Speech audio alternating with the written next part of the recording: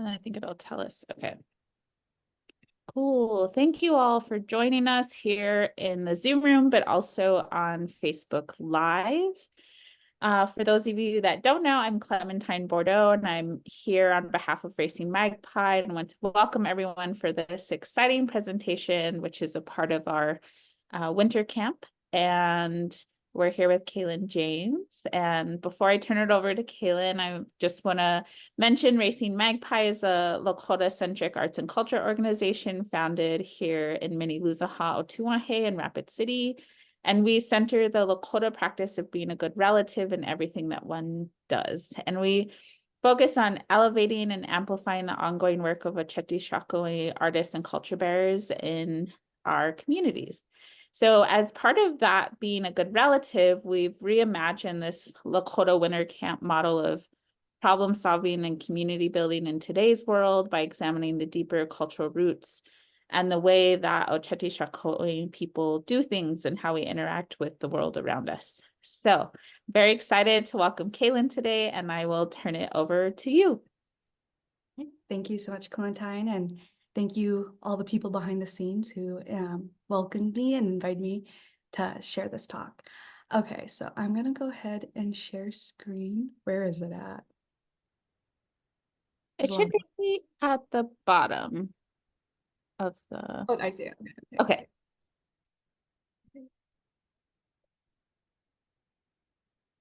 So I promise y'all, this is not gonna be like a really laborious PowerPoint. Okay, so let me go ahead and move this. Oh, I see why it's doing that. Okay, I'm gonna have to go to the... Probably should have done this while I was just busy chatting with you. It's okay. all good. Can you guys see it? Yeah, we see the like screen. Okay. Can you go to a full screen? Let's see. I'm trying to move the little things out of the way. Oh, okay. View full screen. Where's it at? Oh, that's why this thing's in the way. Okay, let me just move this. There we go. All right, thank you guys for your patience waiting with that. Okay, so this is just very quickly, I want to give a bit of my positionality. So, because obviously I'm somebody real figured or kind of youngish, trying to talk about elders. And so I kind of want to give a bit of experience, kind of talk about my experience a bit. I'm a Chekwa. I'm the youngest of 6 siblings. You can kind of see all that information. I'm primarily identify as Itazipco. That was my mom's tribe. That's kind of the grandparents I kind of grew up knowing. So what I really want to focus on though is kind of like more about my experience. It took a while for me to kind of make these connections, but so I grew up basically, my mom kind of worked in like as a paraprofessional. She did kind of like worked in nursing homes. And so right before I was going to head to college, I also like did work as like a nurse aide. I was a hospice volunteer. And then there was kind of this like cycle of me going to college, coming home, kind of doing stuff like being a paraprofessional, being a babysitter. Even after I got my master's degree, I came home and was like, you know, I didn't know what to do. So I ended up like being a paraprofessional. So there's kind of this habit of going home and doing this kind of like work that's, you know, I like to think very like service oriented, very like, helping people who sometimes I feel like how Western society maybe would see as forgotten or discarded. So I've had a lot of work basically working with like elders and with like students who I lovingly call this my emo students. They would like, I would call them goths and then they would correct me and they'd be like, it's emo. But so I really enjoyed a lot of this work, and this work is kind of working with these people. My relations are kind of what informs a lot of what I'm doing, kind of the lens I come from. And so go ahead. So very quickly, I do want to kind of share who my relations are. I'm not going to go through all of that. Folks can pause and look at it later if they want to. But my mom is from On the Tree, South Dakota, and my dad's from Isanti. All 4 of my grandparents are Indigenous. mostly Isanti mostly Itazipco, Oglala. My dad's mom's actually Sinjangu from Lower Brule. And so if you notice, like there's the Fraser name, that would probably make me related to like half the Lakota, Dakota Nation. And then with that being said too, I have relations also like in Little Eagle through my grandma Vera White. She married, I don't know his name, but my uncles all live in Little Eagle. I have relatives in Rosebud. In Pine Ridge, it would be like the Martins, the Tyans, the Red Shirts. That would be through marriage. So that's kind of who I am. And if you want to figure out how to relate to me, that's, how to relate to me. So this is a photo of On the Tree, South Dakota that I took this past summer. This is a very evocative image for me. So when I was really, really young, I lost my grandma like at 3 years old. And so part of the work I do is trying to figure out how to make sense of these memories I have of my grandma. She was, unbeknownst to me at the time, my grandma was actually sick, and she was kind of in this transitory place in her life of, she was older and then she was, sick. And so like she would die a few months later. So all these memories I have of my grandma are from like this age of 3 years old. And they're kind of all centered around this kind of transition in her life. And so I don't remember my grandma's voice. All my memories are her, doing things. It's her sweeping the floor. It's her crushing cans. It's her sifting flour. And so like these memories are kind of this like kind of voiceless thing in my mind that I have. But when I do remember her and my grandpa talking, it would be in like Lakota, but it would be kind of like this murmur. Like it's kind of like my mom describes it. It's like listening to like a brook or a river kind of gently flowing. And that's how I kind of remember it. And so for me, my trying to make sense of these memories at a really young age, the biggest memory I have is probably going up. My grandparents took us to the top of the hill that overlooks their house. And they put us in the back seat, and we were just 3 years old, me and my twin. And I remember they were kind of visiting, and it kind of looked like this. This is kind of how the scenery looked. And the sun was like, just like, it just got darker and darker. And it was probably even a deeper twilight than this. And I remember at one point, my grandpa said to me and my twin, he was like, he said, look. He said, look at the horizon or something like that. And he was like, if you look really hard, if you look really closely, he said, you can see people dancing. And so I remember this memory of mine. I can see these silhouettes of people dancing. And so he also told us, and if you look real close, there's Mickey Mouse too. I don't remember if I see Mickey Mouse or not, but for the longest time, I thought he meant there was actually people there. And, later on, I understood that he wasn't talking about like people, right? Like living people. He was talking about something, deeper and bigger. But the context of time, I realized, my grandma would be gone within like a month or two of this. And so to see this memory now from that context, it's a very different thing. They were probably thinking a lot about, the future, the past, memories, and all this stuff. And so for me, it's like this time of day is really lonely, but it's in this really beautiful way, right? So all these memories of my grandma, it's like really beautiful stuff, her being, she was a really generous person who would take time to sew quilts, just to give away. She made us diaper bags from old winter coats. And these were things she would just do to like, gift away to people. And so one of the things that my mom would say was that when people would come to visit, there was like handkerchiefs that she would sew stuff onto, and she'd have those things ready for, to basically gift away to visitors. And so knowing all that, trying to understand how to make sense of what it means to be Lakota without those words, those stories necessarily to guide me, I try to like make sense of, okay, well, what was she doing? How was she moving? What was she doing in the space she occupied? And so for me, that's my first way of articulating like this coming to know as this kind of embodied experience. obviously there's this big emphasis on language, and I value that. But to me, that movement, that's the spirit that kind of gives that language life, right? And so this caring, the way I see my grandma, they move intentionally with everything they did, right? There was kind of this care they had for everything. And so that care embedded in all things, this care embedded for all of creation, that was eminent in their touch and how they moved, shifted, existed. And so that was my way of trying to make sense of what did my grandma teach me by just being, existing. And so I often, my colleagues are probably tired of me hearing me say this, but to me, I learned everything about what it means to be a Lakota by just watching my grandma, without her ever having to say, this is what this is, without having to say. So that unspokenness, that's kind of what is at the heart of this research of, what it means to have embodied knowledge. And I center this on elders. So I am going to share this. So this is not my work. I'm building off of these ideas from Rosalie Little Thunder, Amanda Holmes on elder pedagogy and praxis. And so what they identify is that this coming to know, this coming to understand, the process of doing that is really embodied in how elders move, how they think, how they approach the world at this stage in their life.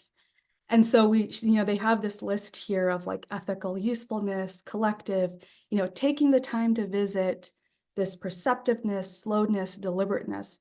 And so for me, that's kind of was the jumping point of, oh yeah, my grandma was slow and deliberate. She was gentle, and she was, she had this humble nature.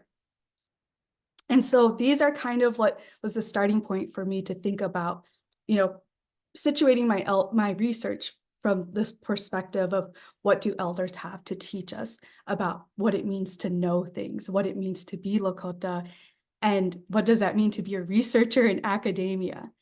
And so in my own research, these ideas were profound, but I expanded them through basically starting to think about what it meant for my grandma to be at this stage of her life. And there's something very ephemeral about that stage of transitioning into death, right? There's this liminal space, right, between these kind of this past, this future. And so confronting this unknown, this mystery, the great mystery, or the profound incomprehensibility.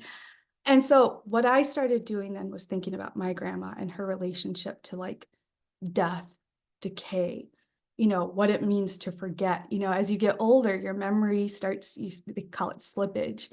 Things aren't as fixed as they used to be. And then looking also at elders, there's this profound grief they have. There's a longing for things that, these changes that happen through time. And then there's this loneliness, this lonesomeness. And to me, these are actually, when you really think about like what it means to come to understand this process of coming to know in a Lakota context, there is this hardship they talk about, they tell us, go up on a hill or go take a walk, go out into nature. And for me, the one thing I really want to focus on is like mystery, this unknown. And so one of those things where, this is kind of at the center of a lot of Lakota ontologies, cosmologies, where there's this respect for mystery. There's kind of this like, this, we go out and look at the stars. Like when we feel confused, when we're crying, it's like, go out, look at the trees, go out, look at the stars. And there's something that really connects us to our humanity, this kind of this smallness, this like realizing we're a part of this bigger kind of unknowing thing. And so to me, mystery is essential. This not what I call not knowing is really essential to understanding Lakota ways of knowing and being. And that's kind of a part of that. Coming to understand is also respecting mystery. And so one of the things that actually in reading Ella Deloria was this story of the prairie dog. There was this, all these little animals were kind of chewing us out and like admonishing us for being like gloomy and sorrowful. And they were telling us, get up, dance, move, get together, feast. This is why we gave you a society, not to be gloomy, but to like dance together. And they were telling like the prairie dogs were longing to see us dancing, right? But there was this line that in each retelling, each of the animals said this to our people. It was something along the lines of like, you might hear this, you might know this, but you won't really understand it until you derive it through the spirit. And I think that's what I'm trying to get at is, what does that mean to derive through the spirit? And I think when you look at elders, they kind of set this example of how we come to know. And so, we think about when we learn, like as academics or, as researchers, we're often alone. And I always think about times, where I'm really stuck on a paper or a problem and I can't figure something out. And it's like, you'll start crying or you're frustrated. And then, the next day it's like, or, you go to sleep and you have a dream that guides you, or you wake up. And I remember hearing a song in my head. It was Buddy Redbow's. And it was actually what like got me writing about mystery, was that Journey to the Spirit World.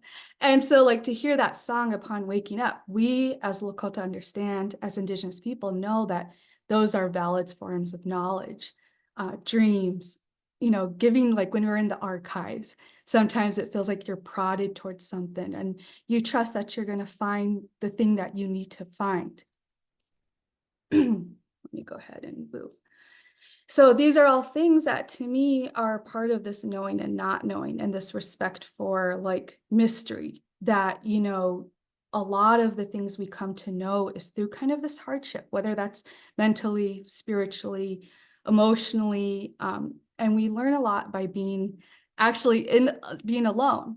And so there's always kind of this going off on a journey. And I think some of what I see being in academia sometimes is like this kind of journey where you go off alone, because it is a really, I think, you would know this, Clementine, it can be a really lonely, isolating experience. And so situating, obviously academia in itself has issues, but I think as individuals, as Lakotas, there is a space for, because there is a slowness you have to have in coming to know. You're pouring over ideas. And so how we come to understand through the spirit is something that clearly isn't respected, right, in academia. And trying to reconcile that, is kind of beyond this project, but how I can bring that stuff into the work I'm doing, respecting my elders, respecting, their way of showing me this is how to come to know. And so this kind of brings me to my critique. So the way I understand elders is there's obviously this kind of trying to identify what is Lakota knowledge creation, what is, what are all these things. But at the foundation of what I'm doing is I'm building a critique against technology, against fame, and against status. And so let's say, you look at the elders, or you look at the relationship to decay in our culture. I identify decay as an important cultural element, in our culture. I identify forgetting as these kind of important cultural values, or, these kind of points of, I don't know how to say it, but, like they're, to me, when you look at our oral stories, there's something really beautiful in the fact that they are ephemeral, that there's something fleeting about them, that they kind of, move around. There's something really fluid about that. And I think our people understood that. I think like this idea that we didn't write, it wasn't because we didn't want to write. If we wanted to write, we would probably have some sort of system, and we have the Witter count. But to me, there was something that we understood was really beautiful about the fluidity, the vitality of oral stories. What made them living was the fact that in each of us retelling it, we gave a piece of us to that story. And so each retelling, sometimes ideas maybe slipped away, and then sometimes they would come back later, maybe in another generation. But to me, that's what gives our culture this livingness, this the collective memory. It's what gives it its spirit. And so to me, this being okay with slippage, being okay with decay, I look a lot at, so going back to like my grandparents, going to the cemeteries, I thought a lot about, the way we had scaffolds and the fact that we didn't have monuments, right? We didn't have tombstones, we didn't have grave markers. And making sense of that, of, the fact that our people were okay with being forgotten in time, that we were okay with decay, that it was an important process of returning back to the collective, to nature, right?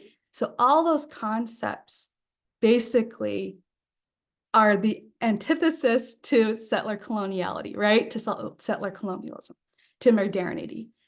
It's all about controlling death, about controlling decay, about fixing memory. And so what you have are some quotes here, basically by John Dewey. He says, basically the adaptation to the limits of nature, knowledge, to death is a savage relationship to nature. A civilized society's relationship to nature is defined by their ability to master and to control it. Everyone who fails to progress is doomed to decay, as if death and decay is this problem, right?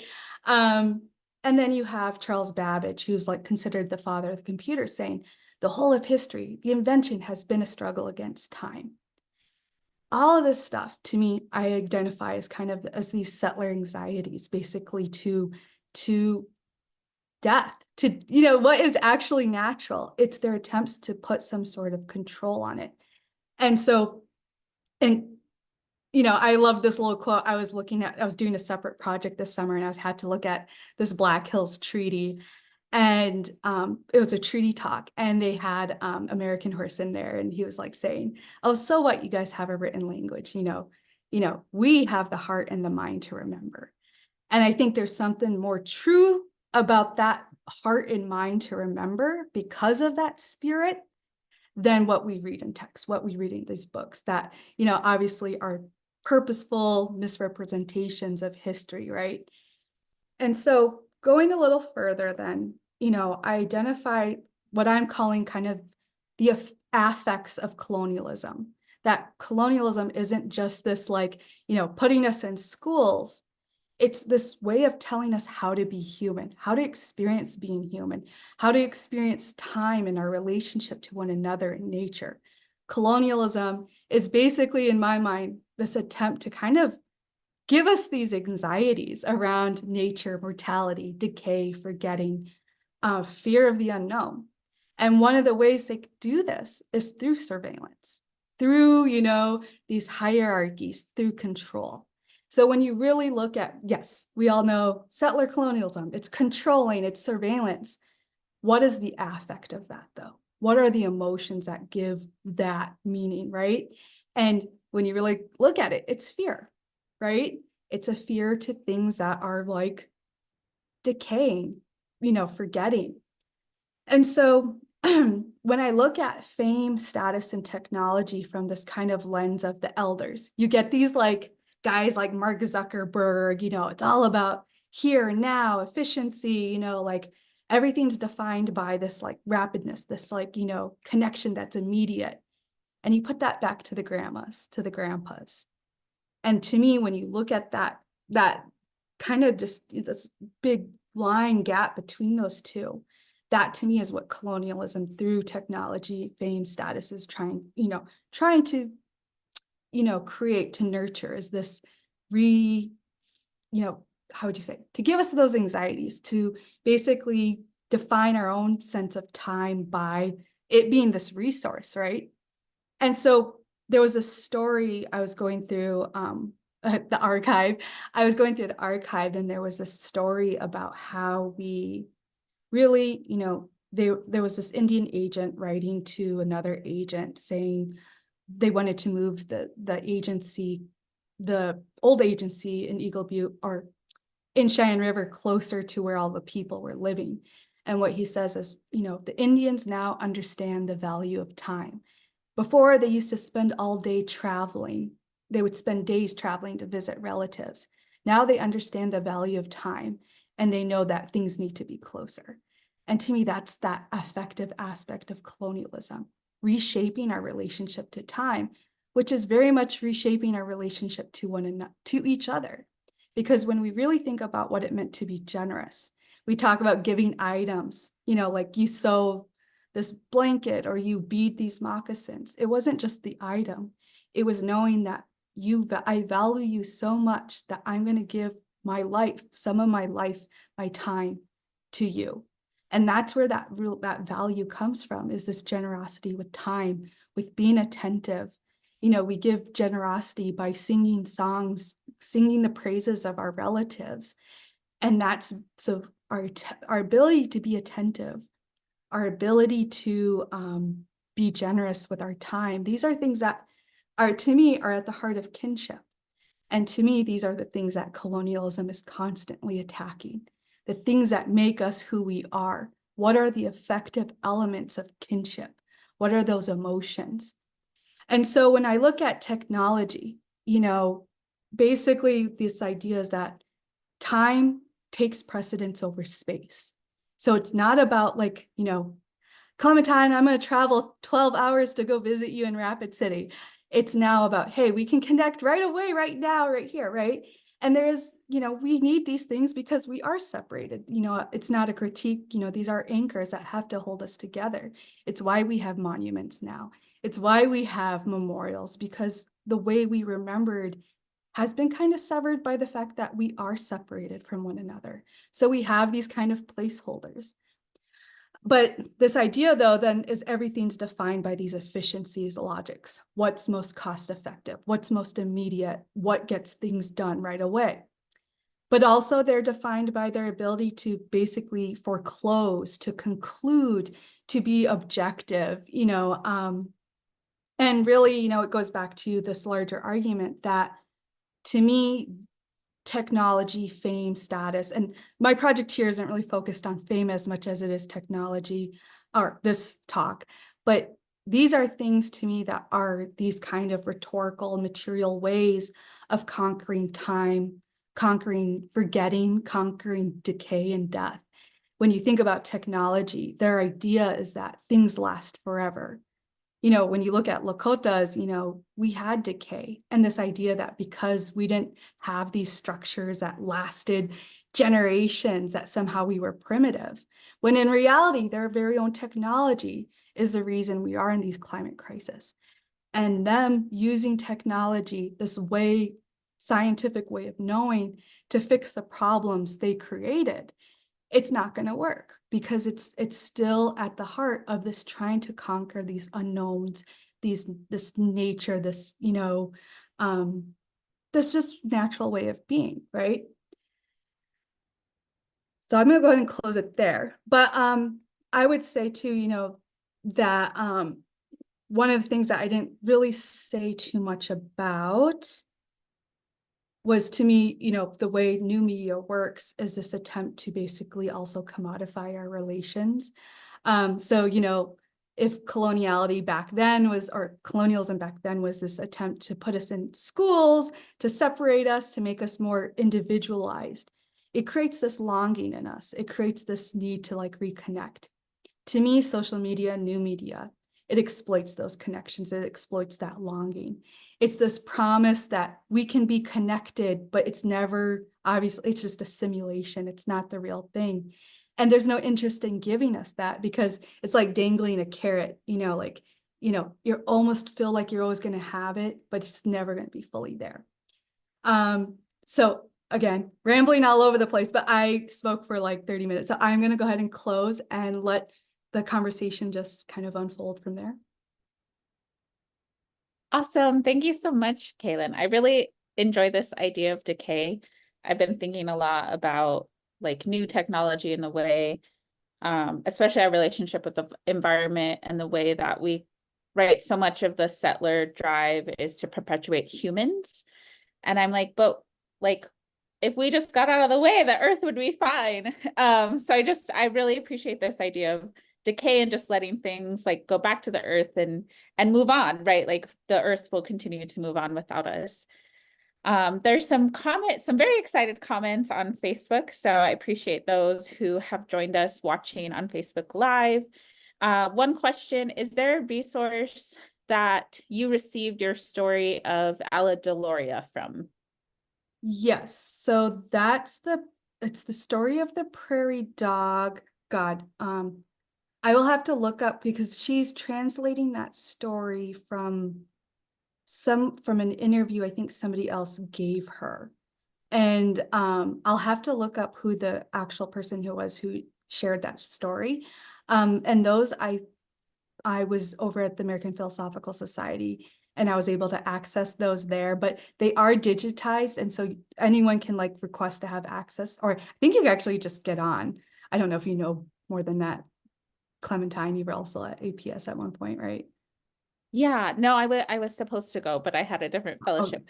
But yeah, I think a lot of those things are, and I'll drop the link in the Facebook live comments to the APS website. We have another comment.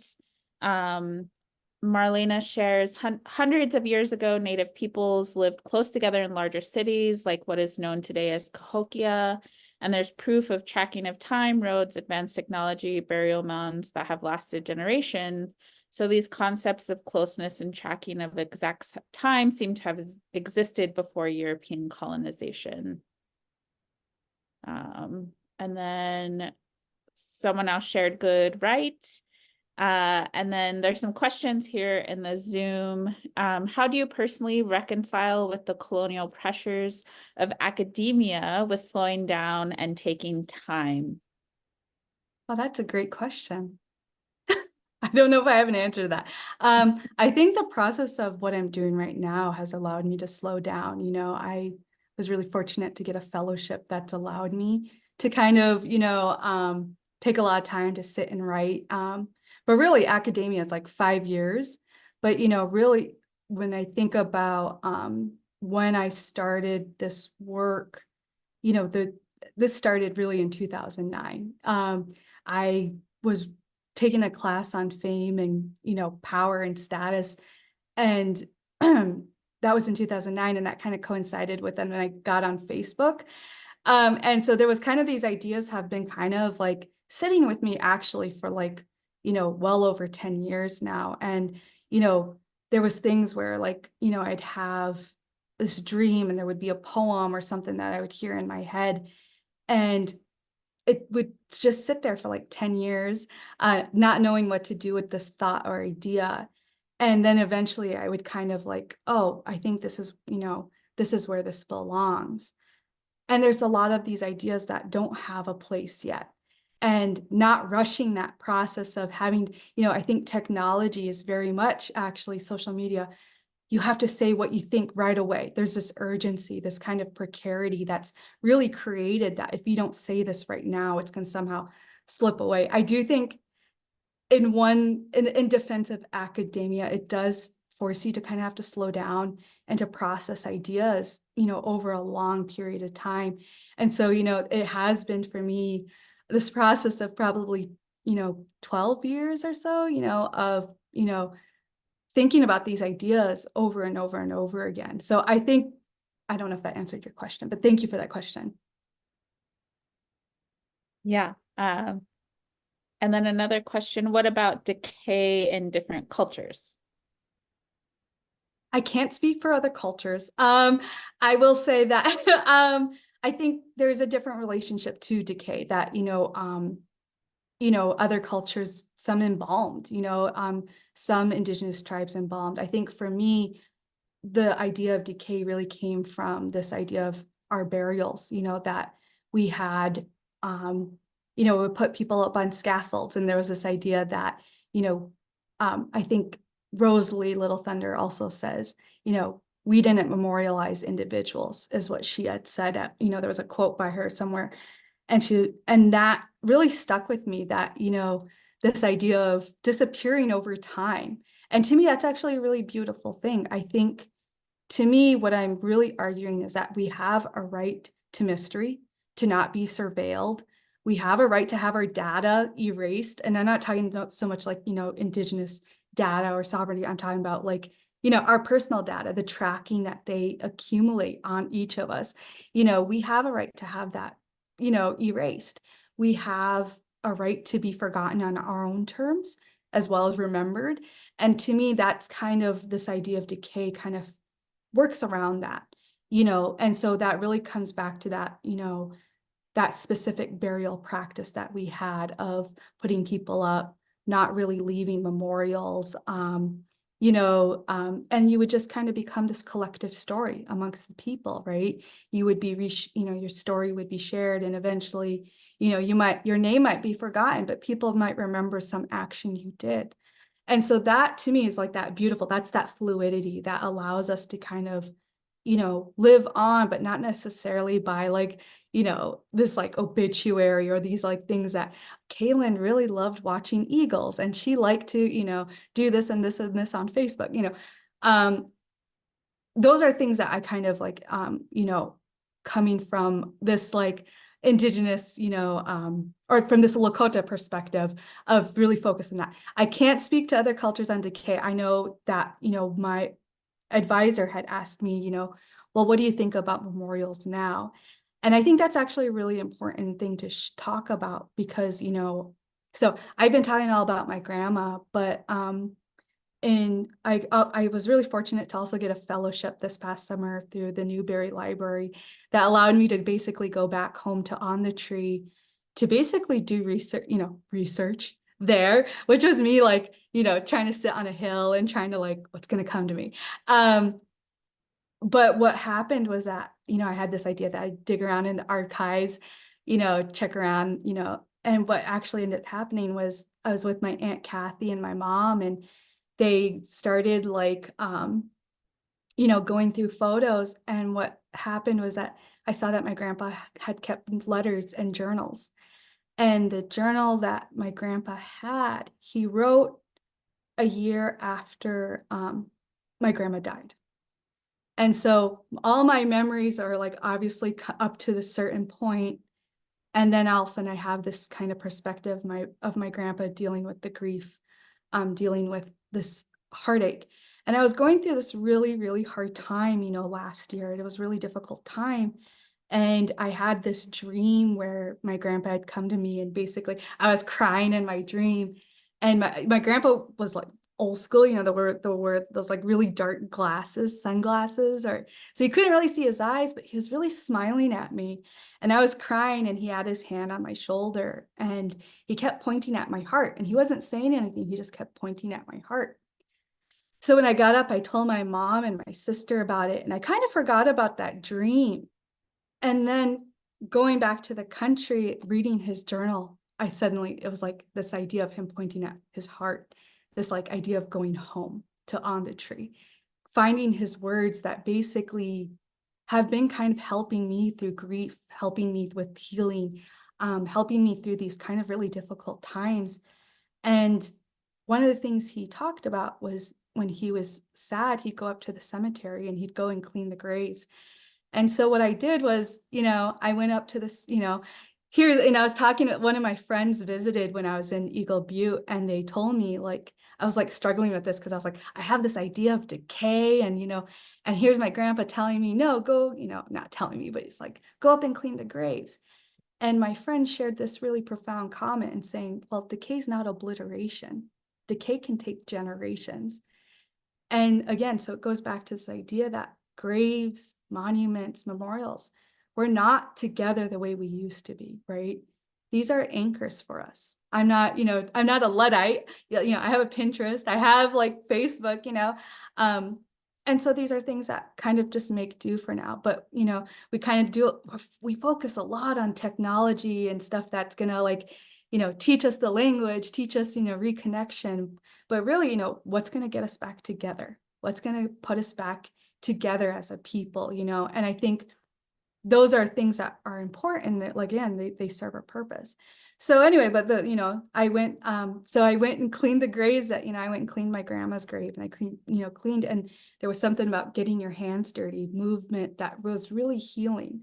And I think when you really, again, look at these like elder pedagogies, there's this idea that this movement, again, sorry for the lack of citation, but like Ella Deloria and her, multiple times, there was like, people telling her, grandma saying, you got to get up and move around. You got to, walk around. And she was like saying, yeah, it's kind of hard right now with the writing, but yes, you're right.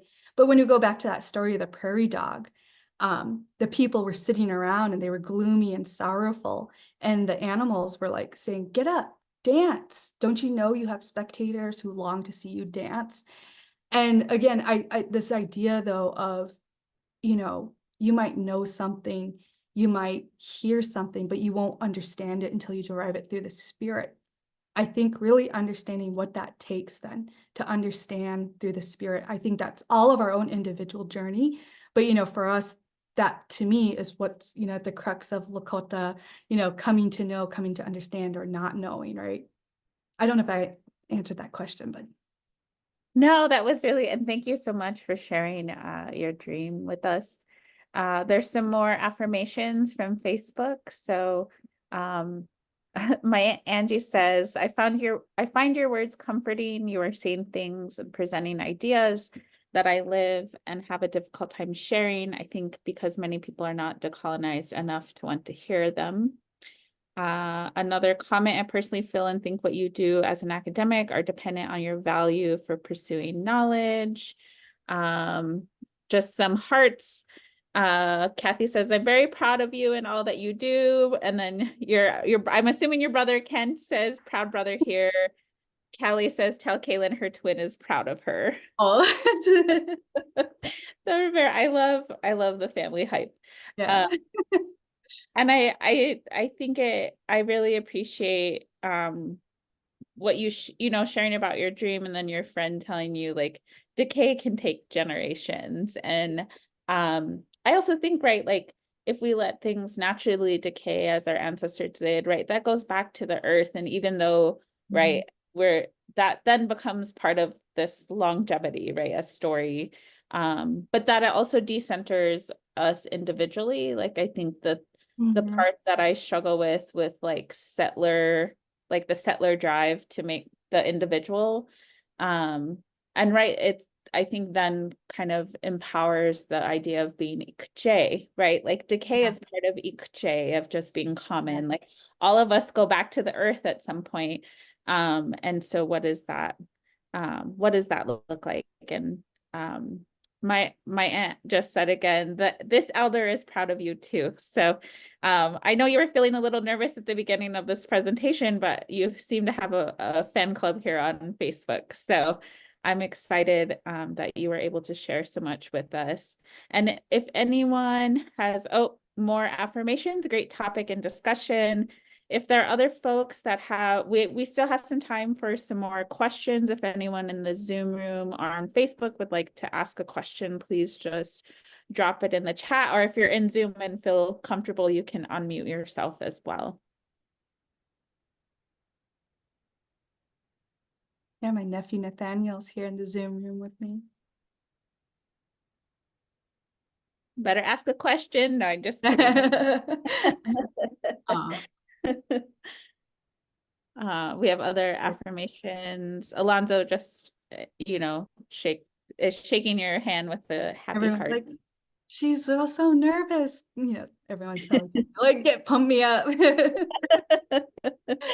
I know and it's hard, right? I think that's, I said this with Lennox's presentation, but you know, we're in these academic spaces, which is very isolating. And I think it's really important that we can share in this space with our community of the research that we're doing. And right, because at the end, it's in service of our communities and trying to hold space.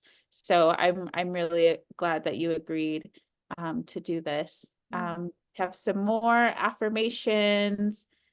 Sylvia says, so glad Uncle Tim kept a journal. Sandra James says, so proud of you, daughter. So all and my then aunties and moms and yeah, I love it. It's really exciting to see you have such a strong community, Tioshwe behind you. yeah, all my on the tree relatives. Yeah. Okay. We have a my Aunt Angie asks, you talked about the process of burying the dead. I always have some concerns for our current practices, mostly about what is our original practice and how did we get to what we do now. You know, I should look into that, but it is actually like really detrimental to the environment. You know, the chemicals that they use to like, I can't remember, I can never say the chemical, but they're actually highly toxic for the environment. And so there is something about, like, again, there's kind of that, and I don't want this to get like, like, kind of grotesque or anything, but there is kind of like, there is that idea though that, the way that they do burial in like Western culture isn't, it's kind of to push off decay. And so like there is this, there is, I think, a legitimate concern about the way they do burials today, that just environmentally it's not good. Some of these items that get put into graves, they're like they won't decay for like hundreds and hundreds of years, right? And so I think, one of the poems I have um was kind of like this, like, ephemeral is my life. When my time comes, bury me in beads that'll make anthills look beautiful. And there was this idea that, this like returning back to earth. And that's what we should want, right? I don't want my, I don't want me to be like sitting, yes, that's the word, formaldehyde. I can't say it. Formaldehyde. But yes, that, yes. Yeah. Yeah, no, and it's like, and it's not just that, there's a lot of things that are really terrible for the environment and the way that process is done.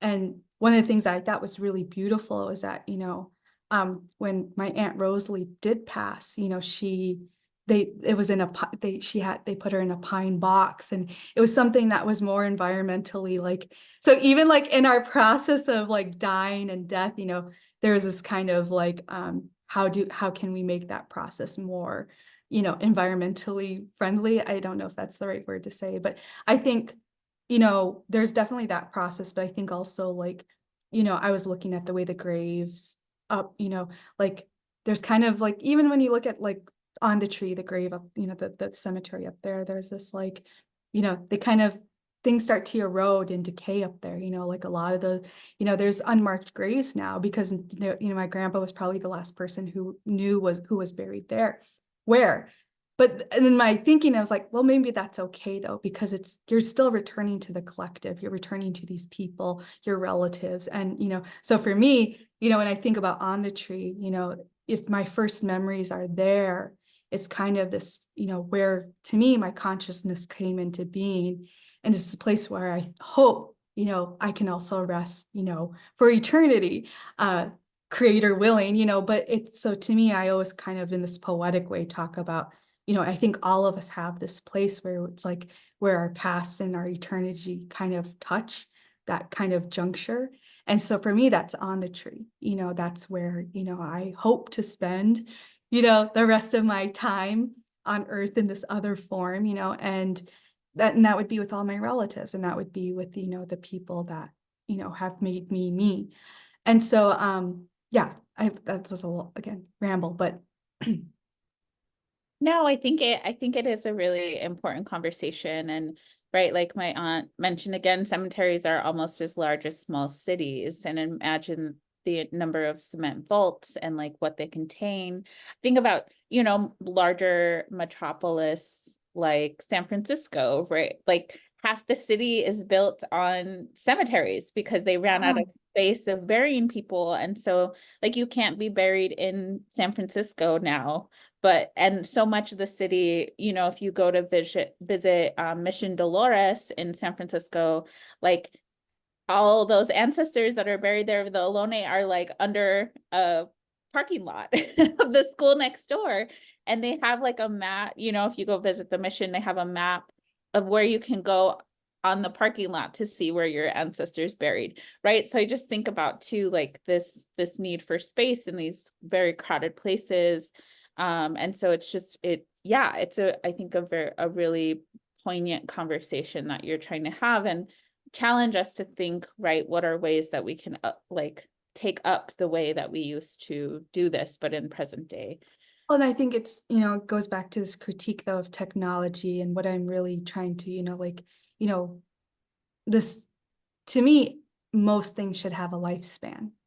Technology, a lot of these things that are created don't have, to me, appropriate lifespans. And so, but we were even saying like in the archives, you know, things should also have a lifespan in the archives. Things have a right to rest. Things have a right to like eventually be let go. We as a people can determine that, or as individuals, when it comes to personal things. But to me, the fact that, they say your data will live on in perpetuity, that's problematic, right? And it's this, again, this surveillance. And so my critique is that, of technology, of new media, social media, it's this constant, like grab of all this information on us. And it's like, all our behaviors, all our habits, everything that we do, they have these like logs of, right? And so it's not the fact that, there's these people we don't know who have all this information on us. It's not that alone. It's not alone that they're trying to like, sell us products, predict our behaviors. The real troubling thing is that they're trying to modify our behaviors based on that information. They're trying to encourage us to act certain ways. And so my critique, I didn't really do this here, but my critique of new media is like, okay, let's look at, social media, Facebook, whatever. There's all that noise, right? So how do we be attentive in this idea of what it means to be Lakota, to be attentive in that way when you have all this noise coming on? That's kind of what settler society does. It throws a lot at you. But, in the very basic way of, okay, we scroll on Facebook. Why do we give attention to some posts and not to others? Why do we friend this person, not friend this person? A lot of that is already algorithmically based. When you look at like dating profiles or dating websites, they already, you submit a picture, they already start categorizing you of, is this person traditionally attractive? If your posts get a lot of reactions initially, then it's like you're given a number and your number starts to rise. So then you're shown a lot more than someone down here. So how much of our like relations on social media are really us versus algorithms mediating that for us? And that's kind of where that works, is kind of like shifts from like the elder pedagogies to the technology to like looking really at social media and kind of the way it's actually mediating connection after their own logics. Yeah, excellent. Excellently said. We have some more affirmations. Kelly, which I'm assuming is your sister, was just affirming on the tree, and then how to say in Lakota. My aunt Angie said again, decolonizing is a long and tedious process involving the discovery of what's behind what we did versus what we're doing, but you're giving people a great start. Alon Taryn says, but TikTok is so fun. Oh, I love Pinterest. So like I tell people it's not like I look at others to critic. The first person I look at is myself. Like I am literally like I could be on Pinterest. I have to set a timeline on Pinterest. But that's the thing is, I'm working on this mapping project with Christopher Peck's Samantha Major on remapping. And I think I've talked to you a bit about that, Clementine. But one of the things we're like thinking through is how do we, put this information out there where people aren't just like mindlessly consuming it. Again, going back to like, it takes time. So is there a way to kind of incorporate slowness into the actual user experience? When you're on that web page and you're like working on it, is there a way to slow that process down of, processing information rather than just like scrolling and consuming and then it's kind of like gone? So I think, my work is really theoretical, but this project with Chris and Sam, it's this opportunity to really like think about, oh, I should also say Shandor and Deacon DeBoer, but like it's a process to actually think about what would this look like on a user level, like of, how can we incorporate our values so that the user experience is, more friendly towards our values, I guess. Oh, there she is. There's my checkbox. I love it. Alonzo asks, does time decay or can we decay time and how? So a question about time and decay. Oh, that's like, I would probably have to talk to one of my science colleagues on that stuff. I think our relationship to time is like kind of the way I kind of position it is it's understood by our ability to be in relation to each other. So like this idea of traveling to visit our relatives is what I think generates our sense of time. I think that's a very different conception of time versus Western society, which is time as a resource to be managed. It's the most central thing. And so for me, that's kind of, and Vine Deloria does beautiful work on that. I think Gregory Cajete, I think, does work on that. And so there are people who do some really beautiful work on like temporality and kind of its relationship to space, which is like a hard pass on that question. So sorry. No, it is because right, because we're so embedded in Western time. I mean, even the fact, right, we just sell like daylight savings, whatever that means within this like structure of time management, right? Like you said, right, the settler drive to manage or see time as a resource as opposed to like being in time, right? Like Yeah. how long is it going to take to visit my like walk or drive or whatever to visit relatives. And so we have a couple more minutes for questions. My aunt asked, could you say that our relationship to time is decaying as we age? That's a good question. I think that, I mean, that's really putting time though, I think, on this like humanly, like I don't know how to say it, you know, how do we understand afterlives? How do we understand time after, like, I think in Judeo-Christianity, there's kind of this idea, there's this beginning and there's this end. How do you understand time when there's not that on there, right? And so I that's again a hard pass. That's a great question though. I think, you know, I think there's something else. I don't know if you call it time that happens after death, but I do think, like, obviously our experiences with, my 3 months of memories with my grandma felt like a whole life, right? And as you get older, time does feel like it gets smaller.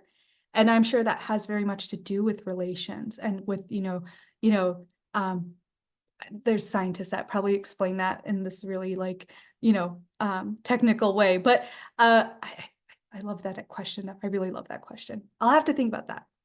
Yeah, you're getting lots of comments and questions about time. Kathy says, reminds me of the stories of travel to Pine Ridge to Cannonball for planting and harvesting. Time was made for family versus the now. My aunt says, yeah, she would think that it is the personal relationship to time. If we die, then time no longer exists. And maybe it's also a conversation of like, I think about time, right? Time is a construct, but we do see a progression of Mhm. the days of the moon, right? We think about the ways that we're aging with every winter. But I also think, right, there's a different like what we're doing with our time versus in a settler world where it is about how much time are you dedicating to something for capitalist production, right? And I think a lot too, like I'm looking forward I'm looking forward to the end of capitalist time, right? This Yeah. drive to produce in order to live in a world that is so extractive versus like producing in a world that is about reciprocity and mutual care. Yeah. Yeah. Well, I think capitalism makes it very hard to be in good relation with one another because that was how we showed like care.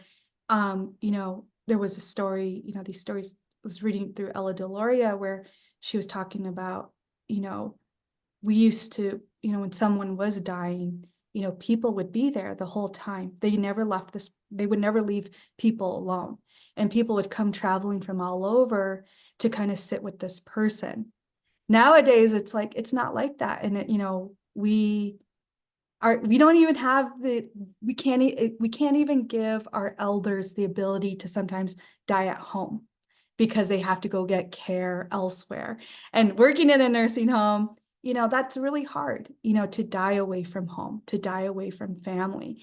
And so we send people to Rapid, or we send them to these small white communities, and so I think, thinking back to elders, like, how do we, when we talk about taking care of our elders, it's not just listening to their stories. How are we actually going to care for them to make sure that they're not, that loneliness is a part of that stage of life, but how do we help them not feel isolated? I think about social media, and you see it's a lot of grief, and how do we attend to that? And I think those are questions that, are beyond me, but they're things that as a community that are really important to address. Stuff, how do we care for our elders as they make this, as they transition into that period of life where they're losing friends and they're losing relatives. And I think that's a really important work to take up. Yeah, I think that is a wonderful kind of ending point, right, to this conversation. You've left us with a lot. My my aunt had one more comment. She just said, we had her, she had a cousin, my aunt, who recently passed, and would talk about Indian visits, right? Like it was Yeah. time given to visits that would, who knows how long those visits would last. Maybe it was half a Mhm. day, maybe it was a week, right? But like it was really dependent on what was needed, and that it gave value that you were visiting. It wasn't necessarily about like a set time to visit. And Yeah. I also think we have to, right, we're also like challenged and shifting because of the pandemic, right? We lost a lot of that time to visit because we weren't able to physically see each other because of the start of Yeah. the pandemic and the shutdown. And now we're grappling with what it means to come back around to And having it's that hard. time. It's been Yeah. hard coming back, I think for a lot of people. I mean, even at our graduate program, people, we always talk about how our grad lounge was like a ghost hall, but it's hard to bring people back. And I think that's definitely a challenge, I think, for us to address. Yeah, it's a lot. You gave us a lot to think about, Kaylen, and I really appreciate you taking the time today, and just want to, give you a round of applause if you're in the Zoom room. If you joined us from Facebook Live, I really appreciate you all taking your lunchtime to come visit with Kaylen. So thank you. Thank you all.